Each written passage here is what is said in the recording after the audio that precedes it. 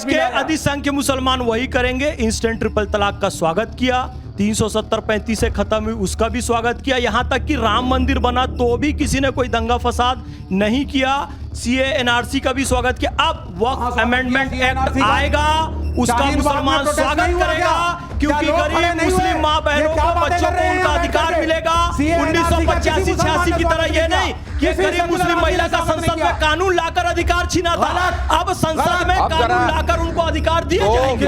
ये मुसलमानों को बचाना नहीं, मुसलमानों को बेचना चाहते हैं। मैं चंद्रबाबू नायडू जी से, मैं नीतीश कुमार जी से, मैं पासवान जी से ये निवेदन करता हूं कि मुसलमान आपके साथ है। कोई कितना कहे नेस्तनाबूद कर देंगे, मुसलमान आपके साथ है। कॉमरेड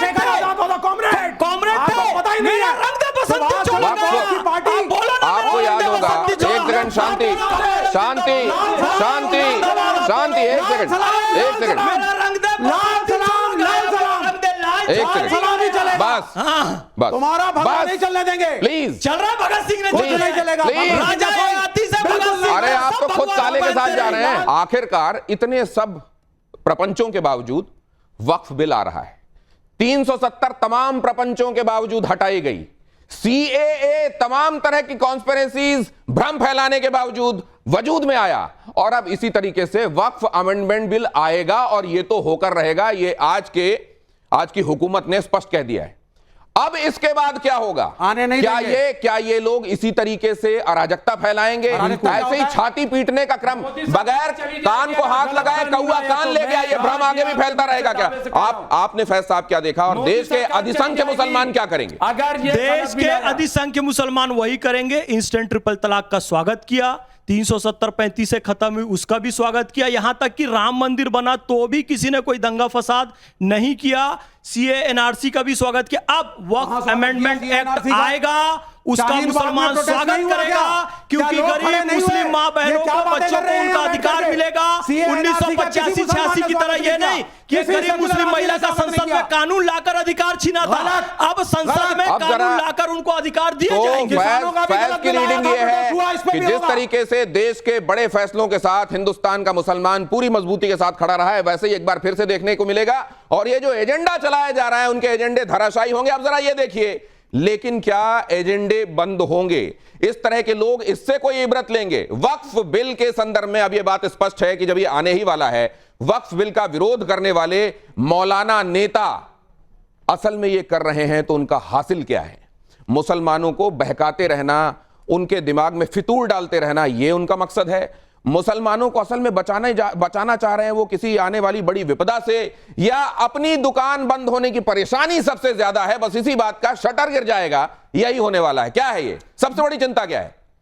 अपनी दुकान बंद होने के डर से परेशान है। सबसे बड़ी चिंता यह है, उसके लिए वो लोग मुसलमानों को बहका रहे हैं और मुसलमानों को बचा नहीं रहे, मुसलमानों को बेच रहे हैं। ये लोग मुसलमानों को सावधान रहने की जरूरत है, इसलिए मुसलमान सावधान हो जाए। ये लोग बेचने की कोशिश कर रहे हैं, ईद का गलत इस्तेमाल कर रहे हैं, बकरीद का गलत इस्तेमाल कर रहे हैं, इस्लाम के सारे प्रतीकों का गलत इस्तेमाल कर रहे हैं, इस्लाम के तमाम फिरकों का गलत इस्तेमाल कर रहे हैं, वक्फ की सारी प्रॉपर्टी है उसका गलत इस्तेमाल कर रहे हैं। ये मुसलमानों को बचाना नहीं, मुसलमानों को बेचना चाहते हैं। मैं चंद्रबाबू नायडू जी से, मैं नीतीश कुमार जी से, मैं पासवान जी से ये निवेदन करता हूं कि मुसलमान आपके साथ है। कोई कितना कहे नेस्तनाबूद कर देंगे, मुसलमान आपके साथ है। आपके अगल बगल जो लोग खड़े हैं वो देश के मुसलमानों को बरगला रहे हैं? क्या देश के मुसलमानों को बेच देना चाहते हैं वो? देखिए, देश के मुसलमानों को तो ये मेरे भाई बचा रहे हैं और अहम भूमिका निभा रहे हैं। सुन तो लीजिए, सुन लीजिए। और दूसरी बात, इन्होंने एक बात कही थी जब मैंने फिंगर उठाई थी, इन्होंने कहा था भगवा जिंदाबाद। हाँ, इन्होंने कहा भगवा जिंदाबाद।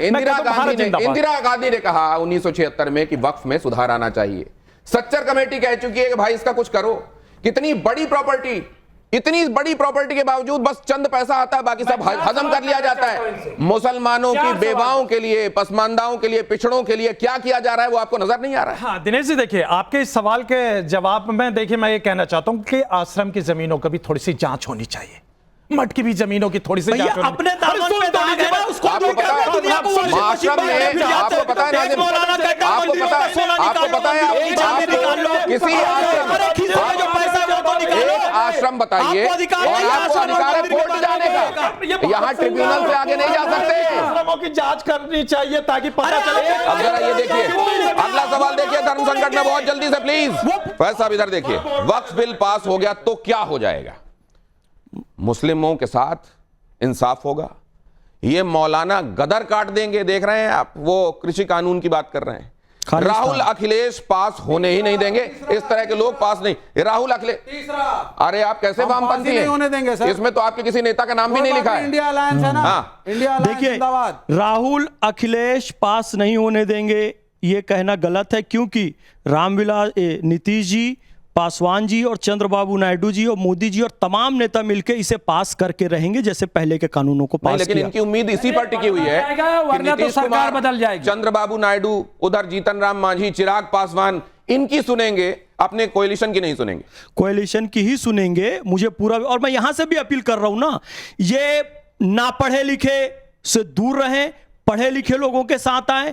पढ़ा लिखा समझदार मुसलमान उनके साथ में है और बाकी मुसलमान भी इनके साथ में है, इसलिए इनके बहकावे में ना आए। इस मंच से मैं कह रहा हूं, नीतीश जी, पासवान जी, चंद्रबाबू नायडू जी, देश का मुसलमान आपके साथ है। किसी के बहकावे में नहीं आना। मैं निवेदन करता हूं, ये लोग गदर काटेंगे, गदर काट के पाकिस्तान बना दिया। ये आज भी कश्मीर को इंटीग्रल पार्टी मानते हैं कम्युनिस्ट लोग। इनके जो राय साहब है इनसे पूछिए, ये आज भी कश्मीर को नहीं मानते। गदर काटेंगे, देश का विभाजन करने की कोशिश करेंगे, देश का विभाजन नहीं होने देंगे। मुसलमानों के साथ इंसाफ होकर रहेगा। सर्च कमेटी की रिपोर्ट में कह रही है कि मुसलमान शिक्षा में सबसे पीछे, आप लोगों के कारण मुसलमान शिक्षा में सबसे पीछे। घर पे मुसलमानों के पास घर नहीं था तो आपका कारण है, मुसलमानों के पास इलाज नहीं था तो कारण आप लोग हैं। मुसलमान हर क्षेत्र में पीछे था तो आपके कारण है। आप मुसलमानों को आप जरा असदुद्दीन ओवैसी की ये बात भी सुनिए जरा। शांति। Kashmir is the integral part of India. बोलिए yes yes yes yes yes. आप लोगों ने कश्मीर को अलग करने की साजिश की थी। क्या बात कर रहे हो आप लोग? पाकिस्तान को आप लोगों ने अलग किया था, मुसलमानों को भड़काकर बहकाकर। लोग अपनी बातों में कश्मीर को भी अलग करने की बात कर रहे हैं। आप लोग करते हैं कश्मीर की आजादी, भारत की बर्बादी, भारत का भारत का तारा है। अच्छा चलिए ठीक है। सबकी मंशा देश के लोग देखते हैं, समझते हैं, लेकिन जरा शांत होइए। ये असदुद्दीन ओवैसी प्ले कीजिए प्लीज। असदुद्दीन ओवैसी क्या कह रहे हैं, जरा उसको सुनिए। और चंद्रबाबू नायडू, नीतीश कुमार, चिराग पासवान और जयंत चौधरी, याद रखो, हम कभी भी तुम्हारी इस चीज को माफ नहीं करेंगे। तुम हमारी शरीयत पर हमला जो करने की इजाजत बीजेपी को दे रहे हो, अगर ये चारों बोल दे कि बिल नहीं लाना चाहिए तो बिल नहीं आएगा, मगर तुम बीजेपी को इजाजत दे रहे हो हमारी मस्जिदों को, वक्फ को खत्म करने का। तुम हमारी शरीयत पे हमला नहीं। अरे ये आदमी कितना जलील नीच गलीज आदमी है, ये कितना भड़का रहा है। अमित शाह जी बोल चुके हैं, अरे बोलूंगा इस देश को तोड़ने की बात। ये टाइम्स नाउ में इसे चलाया क्यों जा रहा है? मैं तो ये कहता हूं भैया, कितना देश को जलील करने की और बांटने की कोशिश कर रहा है। एक भी मस्जिद नहीं छीनी जाएगी, माफी मांगनी पड़ेगी। देश को तोड़ने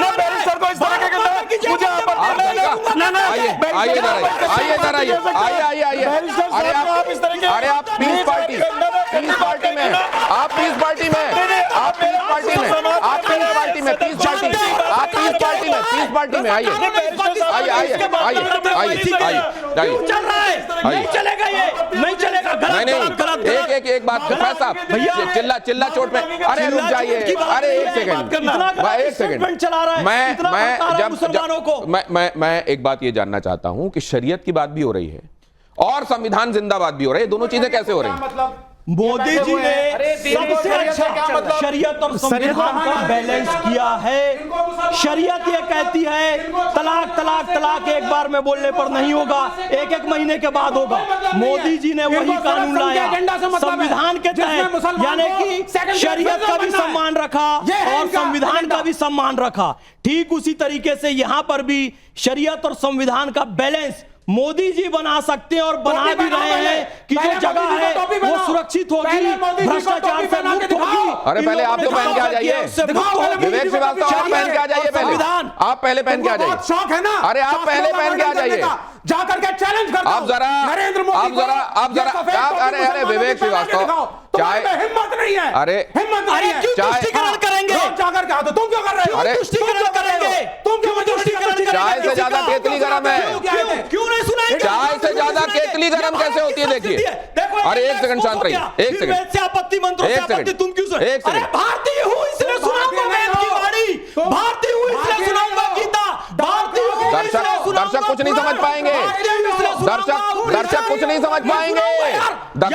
धर्मस्य ग्लानिर्भवति भारत अभ्युत्थानम धर्मस्य तदात्मानं सृजाम्यहं परित्राणाय साधूनां विनाशाय च दुष्कृतां धर्म संस्थापनार्थाय संभवामि युगे। अब जरा ये जो बैलेंस बनाया है, कर लो, सुनाऊंगा। अब जरा देखिए, ये भारत की अजमत को गाऊंगा, योगी आदित्यनाथ की अजमत को गाऊंगा, योगी आदित्यनाथ प्ले कीजिए, अजमत को गाऊंगा, भारत की अजमत को गाऊंगा, प्ले कीजिए, योगी आदित्यनाथ प्ले कीजिए, बाप नहीं रोक सकता मुझे, योगी आदित्यनाथ प्ले कीजिए।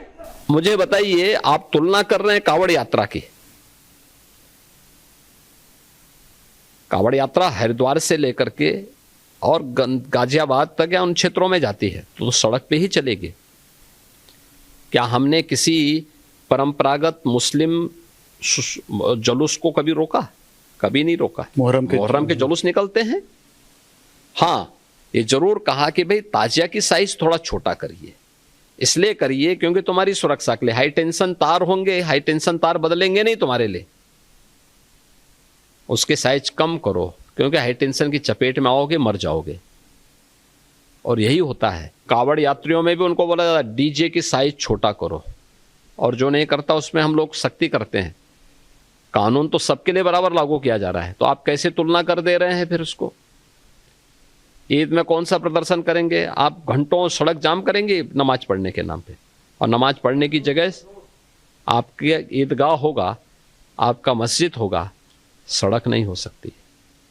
और इसके लिए अगर बोला जा रहा है आप मानेंगे नहीं, तो ठीक तो कहा कि आप उदंडता करेंगे। पथराव जो वहां पे हुआ वो दो मुस्लिम पक्षों में पथराव हुआ है, हिंदू पक्ष उसमें कहीं भी नहीं है, प्रशासन कहीं भी नहीं है। प्रशासन तो बीच बचाव के लिए गया।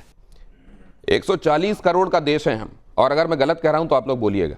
हम लोग तभी एक ताकत बनते हैं जब हमारी मुट्ठी बनती है, जब हम एकजुट होते हैं। अगर हर कोई अपनी एक अलग दिशा पकड़ के भागने लगेगा और डिसिप्लिन को फॉलो नहीं करेगा तो ये देश डेमोग्राफिक डिविडेंड नहीं कह पाएंगे हम 140 करोड़ को, फिर हमारे लिए अराजकता हो जाएगी। और क्या ऐसे लोग एनार्की को बढ़ावा देना चाहते हैं, अराजकता को बढ़ावा देना चाहते हैं? हारिस, आपकी निगाह में क्या है? देखिए, मैं बहुत इंपॉर्टेंट बात आपसे मैं शेयर कर रहा हूं कि इसमें कोई शक नहीं कि हमारे मुल्क की विशेषता यह है कि इसमें डिफरेंट टाइप के कल्चर, डिफरेंट टाइप की पूजा पद्धति, डिफरेंट टाइप की आस्था के लोग रहते हैं और सभी को सम्मान हासिल है। मैं ये बताना चाह रहा हूं, लेकिन देश के लिए जो डिसिप्लिन जरूरी है वो तो सबको लाना पड़ेगा ना? बहुत ज्यादा अराजकता से हर हाल में हमें दूरी अख्तियार करने की जरूरत है। मैं इसीलिए आपसे मैं शेयर करना चाहता हूं। विवेक श्रीवास्तव की आप बगलगीर होकर कैसे गले मिल लेते हैं? बिल्कुल, ये तो दिल से दिल मिलाते हैं भाई। सिर्फ बगलगीर होने के बाद हम आपसे भी दिल से दिल मिलाते हैं। नहीं, हमसे तो ठीक है, लेकिन उनसे कैसे कर लेते हैं? चलिए, वो अराजकता नहीं करते क्या? नहीं नहीं, ये तो बिल्कुल उनकी की हुई कही हुई बातों को अर्बन नक्सल की श्रेणी में आप लाएंगे नहीं लाएंगे? जो मुल्क के संविधान के हवाले से बात करता है हम उसे गलत नहीं कहते हैं, और अगर मुल्क के संविधान के कोई खिलाफ बात करे तो उसके लिए कानून। तो आपके हिसाब से फैज गलत बात कर रहे हैं और विवेक सही बात कर रहे हैं? मैं बहुत सी जानकारियां फैज साहब के पास बिल्कुल रॉन्ग हैं। अगर इजाजत दे तो मैं एक आध पर चर्चा जल्दी से बताइए कौन सी गलत है। मिसाल के तौर पर अभी मैं इनको बता दूं, एक जानकारी तो इनको यही गलत है कि मुसलमान जो चरमपंथी हैं, मुस्लिम जो रिलीजियस स्कॉलर हैं, शरीयत के नाम पर पाकिस्तान को अलग किया था। मैं आपको बता दूं, मुसलमानों के जो सबसे बड़े जानकार थे मौलाना आज़ाद, उन्होंने कहा था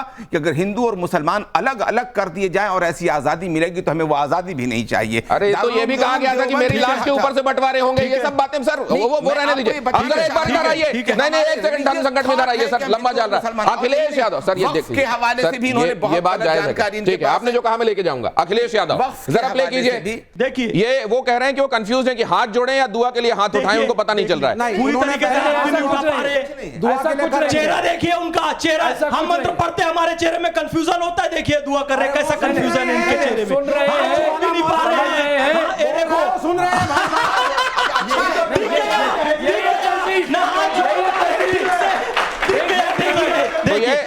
तो ये तो फैज गंगा जमुनी तहजीब तो यही है ना? क्या है गंगा जमुनी तहजीब? कि अगर कोई बुलाता है इफ्तार में चले जाओ, अगर वो तुमको अपने यहाँ बुलाता है किसी पर्व में तो वो लोग आ जाएं, यही तो है गंगा जमनी तहजीब। गंगा जमनी तहजीब ये है कि भैया अयोध्या में राम मंदिर में भी जाओ और इफ्तार पार्टी में भी जाओ, केवल तुष्टिकरण के लिए इफ्तार पार्टी में जाओ और राम मंदिर में बुलावा होने के बाद भी न जाओ, ये गंगा जमनी तहजीब नहीं, ये तुष्टिकरण कहलाता है। और ये वो कह रहे हैं शंकराचार्य भी नहीं गए थे, और शंकराचार्य भी नहीं गए थे। शंकराचार्य ने कहा था ठीक है, ये जो प्राण प्रतिष्ठा है ये शास्त्रों के हिसाब से नहीं है, ये मोदी का इवेंट है। और पूरी का शंकराचार्य ने कहा था कि अगर मोदी इनॉग्रेशन करेगा तो शंकराचार्य का थाली बनाएगा, मैं नहीं जाऊंगा। आदि शंकराचार्य जी ने क्या कहा था बताओ? आदि शंकराचार्य जी ने क्या कहा था?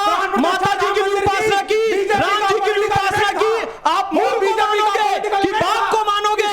ठीक है, ठीक है, मूल को मानोगे कि बात को मानोगे? आदि शंकराचार्य पूरे भारत की वो दिन प्रतिष्ठा जब की, आपकी आंखों से आंसू निकल रहे होंगे, भगवान राम को अपने मंदिर में, भव्य मंदिर में प्रतिष्ठित होने पर देखकर आपका दिल गदगद हो रहा होगा, आंखों से अश्रुधारा बह निकली होगी। उसको विवेक श्रीवास्तव कह रहे हैं, वो पॉलिटिकल इवेंट है। वो जगह जहां पर आप देख रहे हैं जिसने रिकॉर्ड तोड़ दिए, गोवा जाते थे पहले लोग, अब अयोध्या की तरफ जाते हैं। आप देख रहे हैं कि किस तरीके से वहां पैर रखने की जगह नहीं होती है, दर्शन के लिए इतने लोग पहुंच रहे हैं। वो बीजेपी का इवेंट था, कह रहे हैं विवेक श्रीवास्तव। सबने सब कुछ कहा है, धर्म संकट में राह किधर से मिलती है, ये फैसला आप लोग कीजिए। आप लोगों का बहुत धन्यवाद करूंगा। मैं चाहूंगा कि एक मंत्र के साथ ही आप इसका समापन करें, सबको सद्बुद्धि आए। ठीक ठीक, आयत पढ़ दो भाई, एक आयत ही पढ़ दो अगर याद हो कुछ तो कभी। औज़ुबिल्लाहि मिनश्शैतानिर्रजीम, बिस्मिल्लाहिर्रहमानिर्रहीम। अर्रहमान अल्लमल कुरान खल्क़ल इंसान अल्लमहुल बयान अश-शम्सु वल क़मरु बिहुस्बान वन नज्मु वश-शजरु यस्जुदान वस्समा अरफ़ा वदल मीज़ान अल्ला ततगौ फ़िल मीज़ान वअक़ीमुल वज़्न बिल क़िस्ति वला तुक़सिरुल मीज़ान वल अर्दा वदहालिल अनाम फ़ीहा फ़ाक़िहतुन वन नख़्लु ज़ातुल अक़माम वल हब्बुल अस्फ़ी वर रेहान फ़बिअय्यि आलाइ रब्बिकुमा तुकज़्ज़िबान। ये मैंने आयत पढ़ दी। चलो पता चल जाए सबको कि अरे तो आपने सबर तो करिए, एक लाइन में बोलो, बस वो एक्सप्लेन सोच रहे करो। हैं कहीं तो पकड़ लें आपको, कहीं तो पकड़ लें, पकड़ नहीं पा एक रहे। लाइन में बोलो अनुवाद बता दो, मैं बता देता हूं। ये फंसाने के चक्कर मेरे में फंसूंगा नहीं। अनुवाद इसका ये है सरल हिंदी में बेटा। जिसने सूरज चांद बनाया, जिसने तारों को चमकाया, जिसने चिड़ियों को चहकाया, जिसने फूलों को महकाया, जिसने फूलों को महकाया, जिसने सारा जगत बनाया, हम उस ईश्वर के गुण गाएं, उसे प्रेम से शीश नवाएं। शर्म कर, पता है तुम्हें भी नहीं उसका क्या मतलब है? इसका मतलब ये यहाँ इससे पहले कि भाई साहब कॉलर पकड़ने के लिए आ जाए, मैं इसको यहीं समाप्त करता हूँ।